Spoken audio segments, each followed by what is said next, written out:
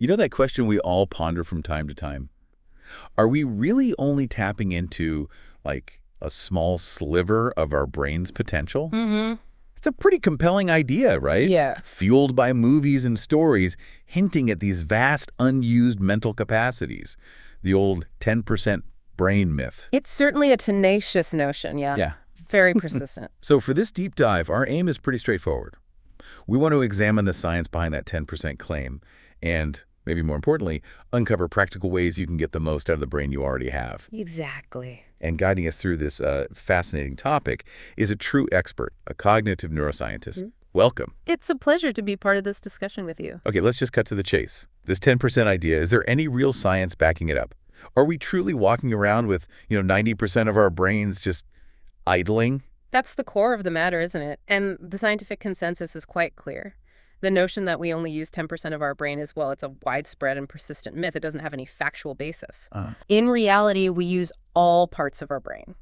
Now, it's true that at any given moment, not every single brain region might be firing at its absolute peak activity. That depends entirely on what you're doing, right? Sure. But there isn't any substantial portion of your brain that just remains consistently inactive or switched off. We use it all. Okay, that's pretty definitive then. Yeah. So where did this idea even come from? I mean, with all the movies and quotes floating around. Yeah, it's interesting. And if we were using our whole brain, does that mean we're already operating at our maximum? Is there like no room to improve our mental capabilities? Well, what's intriguing is how long this myth has persisted. It likely arose from a mix of things, perhaps some early incomplete understandings of brain function, maybe some overly simplistic interpretations of research back in the day. Makes sense. And of course, the idea of untapped potential just makes for a really compelling storyline in fiction. Yeah. But here's the crucial takeaway. The fact that we use our entire brain doesn't mean we can't use it more effectively. The real question isn't about unlocking some dormant percentage, but about how we can use the 100% we possess with greater intelligence, more efficiency, and just in a healthier manner overall. How can we enhance things like our memory, our focus, our creativity, our learning capacity? That's where the truly interesting and practical discussion begins. Instead of just staying in the realm of theory, let's bring this down to a personal level. On those days when you're really immersed in work, your brain can just feel like it slams into a wall. Absolutely. You feel completely mentally exhausted. And in that moment, the thought creeps in. If only I could tap into some hidden reserve, some full 100% I could power through this. I know I've definitely been there. Oh, yeah. Is that really our brain giving up on us, or could there be other factors at play? Maybe even something physical, like the strain in our neck muscles from being hunched over a screen for hours. That feeling of hitting a wall, it's an experience almost everyone shares, I think. That sensation of your brain feeling completely drained, coupled with that wish, right? That you could somehow access an extra reserve of mental energy to keep going. Yeah, exactly. So this listener question about that mid-work exhaustion really hits home. They're wondering if that feeling of their brain just not being able to continue is like a fundamental limit of their cognitive capacity, or could it be tied to something else entirely? Like you said, physical fatigue from sitting too long, particularly those tight neck muscles that are so common with desk work. That's an excellent point because it really gets to the core of what many of us deal with daily. That sensation of brain fatigue, or sometimes what people call brain fog, is absolutely real. But here's a key distinction. This fatigue isn't because only a tiny fraction of your brain is active and getting tired while the rest sits idle. Your brain, even when you feel mentally exhausted, is still engaging all the necessary areas for the tasks you're doing. This fatigue is more like a temporary depletion of cognitive resources or mental energy rather than a part of your brain just shutting down. Like a battery draining. Exactly like a battery draining. And the origins of this fatigue can be mental, physical, or very often a combination of both. Mental fatigue or cognitive fatigue happens when you sustain focus for long periods, tackle complex problems, or process lots of information. Your brain's cognitive resources, things like attention, working memory, decision-making power, they get depleted. Right. And factors like not enough sleep, high stress, poor nutrition, even just doing monotonous tasks for too long can make it worse. But you also mentioned physical fatigue, specifically neck pain. And you're absolutely right to connect the two. Prolonged sitting, bad posture, especially that hunched posture we get at desks or using phones, and long screen time put significant strain on neck and shoulder muscles. That leads to physical fatigue. Yeah, I feel that. And this physical tiredness and discomfort can directly impact your concentration and your overall mental state. When you've got neck pain, it's demonstrably harder to maintain focus, and your general sense of fatigue just intensifies. In fact, physical pain itself acts as a distractor, effectively draining your mental energy. So that feeling of my brain just can't take it anymore might actually stem from something like neck pain and muscle strain. Wow. Or could it work the other way around? Could stress and work pressures be the initial trigger that leads to that neck tension in the first place? Precisely. What's so interesting here is that it often operates as a feedback loop, a kind of vicious cycle. Mental stress and work pressure can unconsciously make you tense your shoulder and neck muscles. Right, you don't even realize it. Exactly, which then generates physical fatigue and discomfort. Conversely, poor posture and physical fatigue, like that persistent neck pain, can mess with your concentration, make you feel more irritable, and generally amplify the feeling of mental exhaustion. Okay, so how can you tell which is which, or how they're mixing? Well, you can start by paying close attention to your body. Do you notice actual pain, tightness, or discomfort in your neck, shoulders, or back? If you stand up, do some gentle stretches, or take a short walk, do you feel those sensations ease up a bit, maybe feel slightly better overall? Okay. If yes, then a significant part of the issue is likely physical. Also, take stock of your mental state. Is your main challenge difficulty concentrating? Feeling like your thinking is slow or cloudy? Maybe minor forgetfulness, struggling with decisions even if you don't have much physical pain? That points more towards cognitive fatigue. And finally, consider the timing. When does this feeling usually hit? After hours of nonstop work? After a stressful meeting? Late in the evening? Or maybe even first thing in the morning after a bad night's sleep? Okay, that's helpful. So that sudden urge to access some mythical 100% when we're feeling wiped is really just our body and mind signaling they need a break, right? Yeah. A recharge, maybe a change in posture, not some hidden power boost. Exactly. In that moment, your brain and body are communicating a fundamental need to recharge. It could be as simple as stepping away for a few minutes, doing some stretches, having some water, switching to a less demanding task, or, ultimately just making sure you get enough sleep. Right? Experiencing this feeling isn't a sign of a flaw in your brain. It's a natural, essential signal from your system saying, pay attention, I need a change or some rest. And we'll definitely dive into more practical strategies for managing both types of fatigue and recharging effectively later on. That's a really valuable insight. Now, shifting gears a little bit, still on brain energy, diet. That comes up a lot. What kind of food should we prioritize to help our brains feel less tired and function better? For instance, I've heard vitamin B1 is good for the brain, maybe even boosts memory. Is there truth to that? And what else should we eat for our cognitive abilities? That's a truly fundamental question, yeah. Nutrition is definitely one of the cornerstones of good brain health. And yes, you're right. Vitamin B1 or thiamine plays a critical role. Its main job is in energy metabolism within brain cells. Okay. Thiamine is essential for all our cells to produce energy, but it's particularly vital for the brain. Our brain uses a ton of energy, and its main fuel is glucose, sugar. Vitamin B1 is directly involved in helping the brain convert that glucose into usable energy for nerve cells.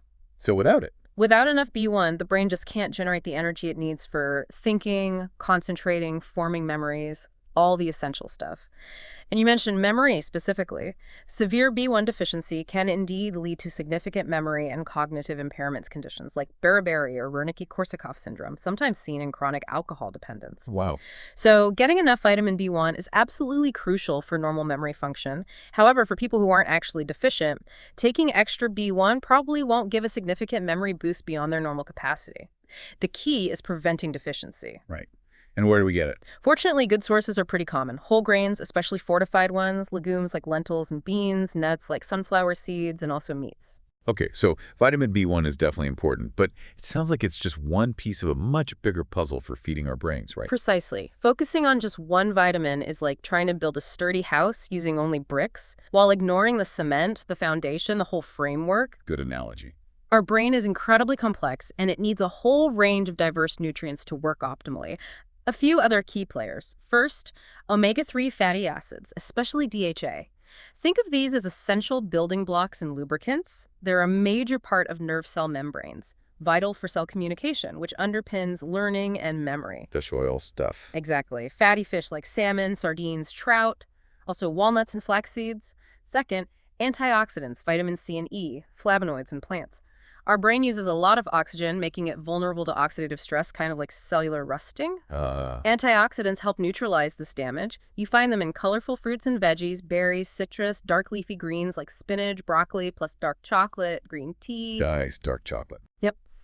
Thirdly, other B vitamins B6, B9, folate, and B12 are also super important.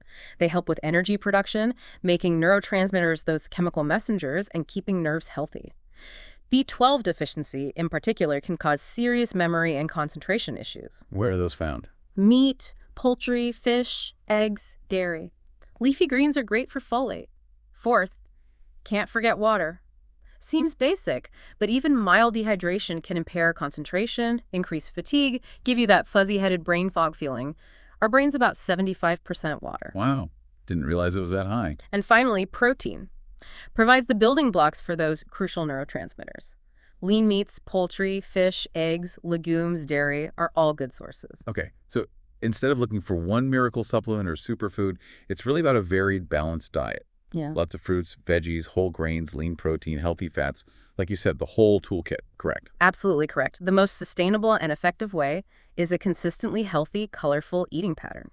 Think something like the Mediterranean diet. It's been studied extensively, great for heart and brain health. Yeah. And of course, it's also important to limit refined sugars, trans fats, highly processed foods.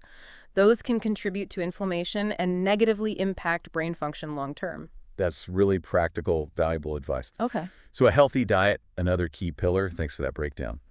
Moving on, another thing I think many people, myself included, run into is brain fog. That feeling of cloudiness, haziness, where concentrating is a real struggle. Everything feels mentally slow.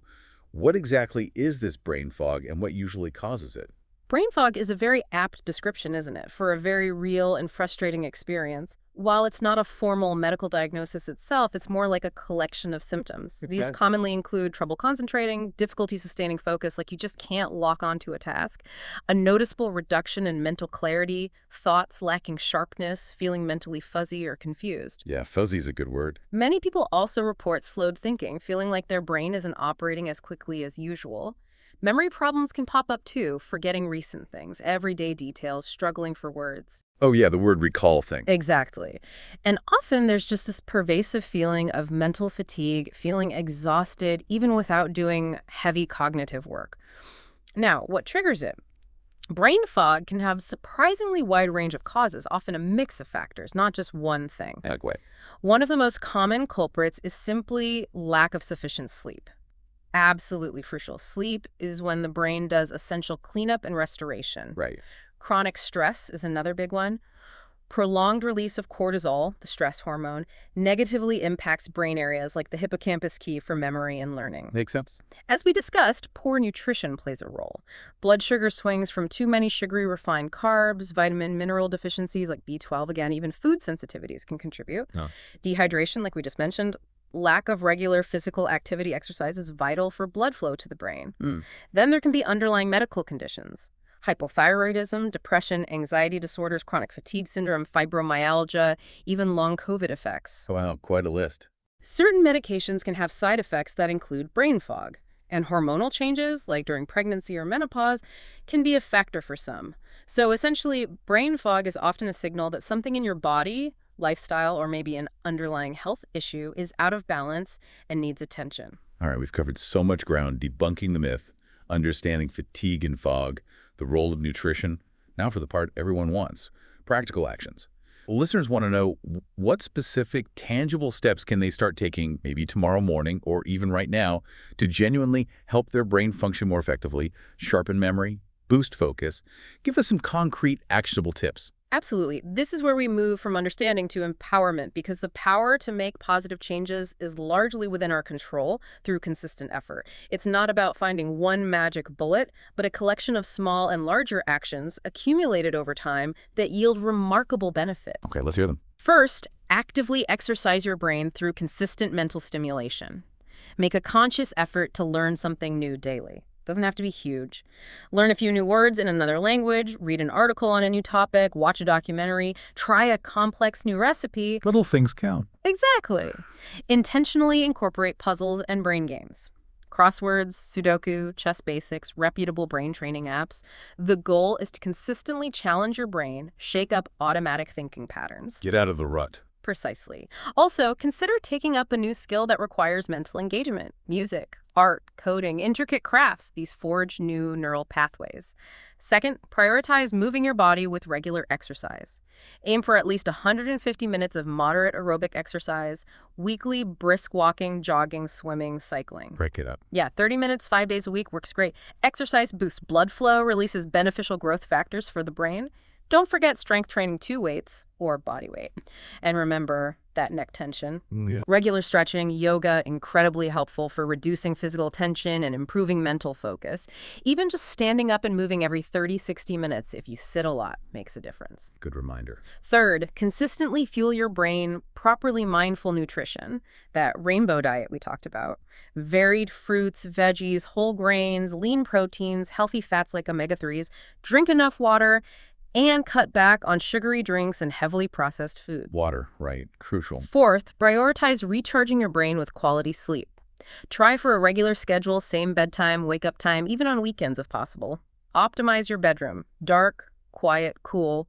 Develop a relaxing wind-down routine an hour before bed, no screens. Read a physical book, take a warm bath, try meditation or deep breathing. Avoid caffeine and heavy meals close to bedtime. The screen habit is tough to break. It really is, but so important. Fifth, actively manage stress with mind relaxation techniques. Simple deep breathing exercises daily. Just focus on your breath for a few minutes. Explore meditation and mindfulness. Even 5-10 minutes a day helps. Apps can guide you. And spend time in nature, even short walks. Nature helps, definitely. Sixth, actively strengthen social connections. Make time for friends, family, meaningful conversations, laughter, belonging, all boost mental well-being. Participate in group activities, classes, volunteering, sports. Connection is key. Finally, consciously try to break your routine sometimes. Small things. Brush teeth with your non-dominant hand, take a different route, sit somewhere different. Nudges your brain out of autopilot, promotes new connections. Wow, that is a truly comprehensive list. Incredibly helpful. But the key message is you don't need to do all of this at once, right? Exactly. That's the core principle. Start small and be consistent. Pick 1 or 2 strategies that resonate most or where you feel you need the most improvement and focus on integrating them. Maybe it's a 10-minute daily walk at lunch or 5 minutes of deep breathing before bed. Build that. Build the habit. Once those stick, consider adding another. Optimizing brain function isn't a sprint. It's a fulfilling, ongoing marathon of self-improvement. That's absolutely fantastic. Such a practical roadmap. Listeners definitely have loads of ideas now. You also mentioned brain games. Great suggestion. But sometimes it's hard to know where to start or how to make it a consistent thing. Could you give us a more structured plan, maybe a framework for incorporating brain games weekly to really maximize the benefits? Certainly. Having some structure can make it much easier to integrate brain games as a regular practice, not just an occasional thing. The key principles are variety and consistency. Our brains adapt, so doing the same thing over and over becomes less stimulating. Aim for variety to engage different cognitive skills. Okay, like a workout plan for the brain. Kind of, yeah. Let's outline a sample weekly schedule. Remember, this is just a suggestion. Personalize it.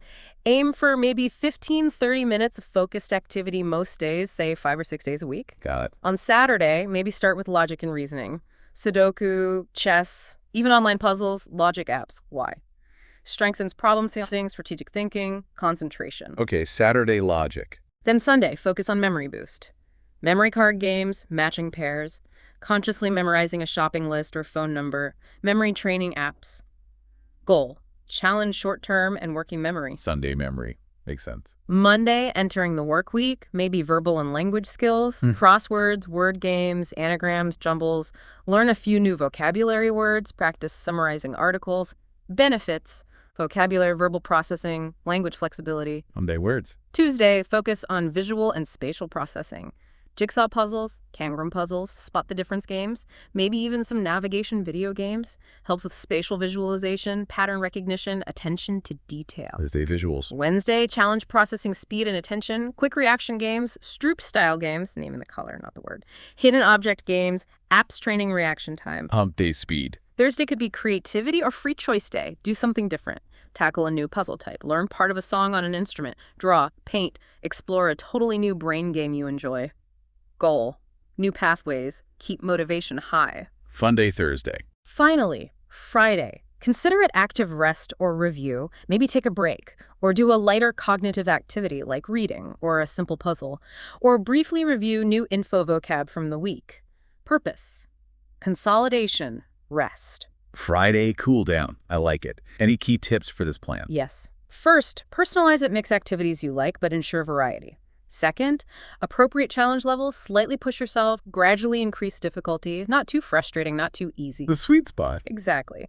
Third, set a specific time, integrate it into your routine. Morning coffee, lunch break before bed helps consistency. Fourth, have fun. Enjoyment is key to sticking with it. Crucial. And finally, remember, brain games are just one part. Continuous learning, new skills, social connections are all vital for long-term cognitive health. That is a truly fantastic, well-structured plan. The variety and tips are super helpful. I think listeners will find it much easier to make brain games a regular beneficial part of their lives now. Okay, we've gained so much insight, so many great tips. Just one final question, maybe from a slightly different angle.